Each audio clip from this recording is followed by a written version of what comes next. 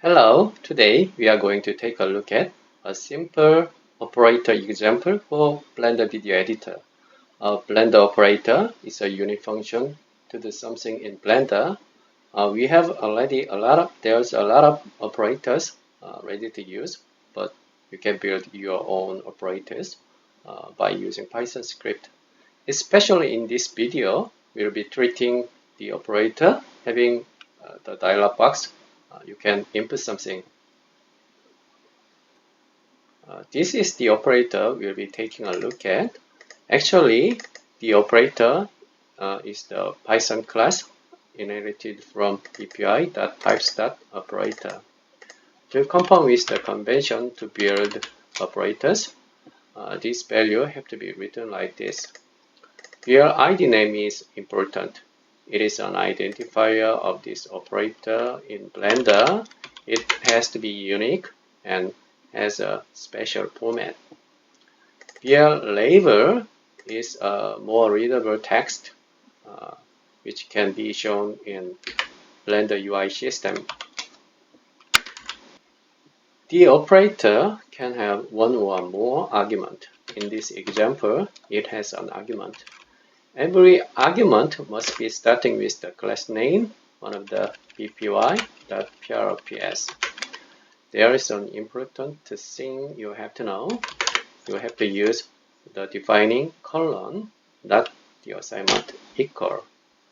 If not, because it does not make any error, it will be hard to know what the problem is. Invoke for showing the dialog box. In many cases, this invoke is written exact like this with no changing. For is for confirming whether this operator could be a variable. Even though you can access this operator everywhere in Blender, but it cannot function in all places. For example, when you call this operator in the 3D modeling window or file browser, it will do not function correctly. So you need to know whether this operator is available or not. When poll returns true, it means it is available. To check this, usually poll uses the current window type and item selection. Execute is the main Python method to do something of our intention. In this example, it moves some selected strips in amount of frame offset. These two register and unregister function is to load and unload into or from the Blender memory.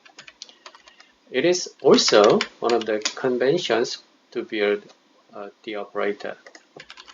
The last section is needed for testing. Now, let's test this operator. To test this operator, we have to run this code. To run this code, click the Run Script button and then bring the preference window and activate Developer Extra.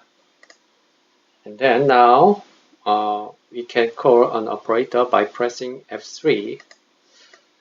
At this point, we need to show that we already selected some video strip like this and put the mouse button on the sequence editor and press F3 and type the name of this operator, but which we assigned before this.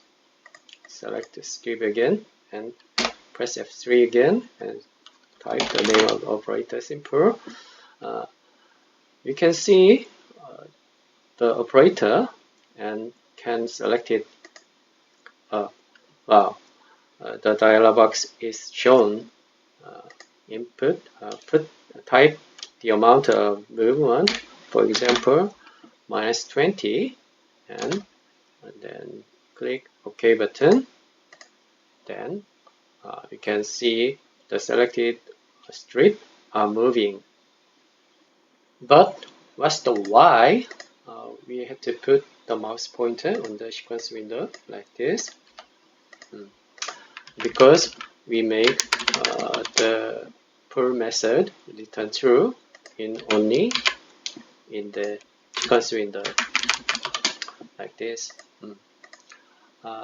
Let's give it a chance to see the other conditions. First, brings the system console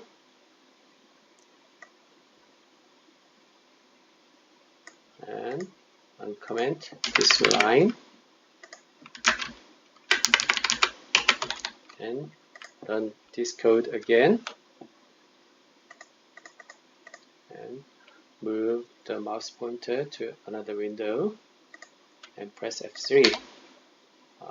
You can see the post returns false. The other window, the post returns true also. Try find the operator, but we will not be able to see the operator. Try again in the sequence window. You can see it. Try again, other window. For the text window, we cannot see the operator, and try it again in the sequence window. You can see it. How about today's topic? I did make this video to improve my English speaking, but I'm not sure I did do well. For more and accurate information, please head to the official tutorial video, which I recommend. And then, thanks for watching. Bye!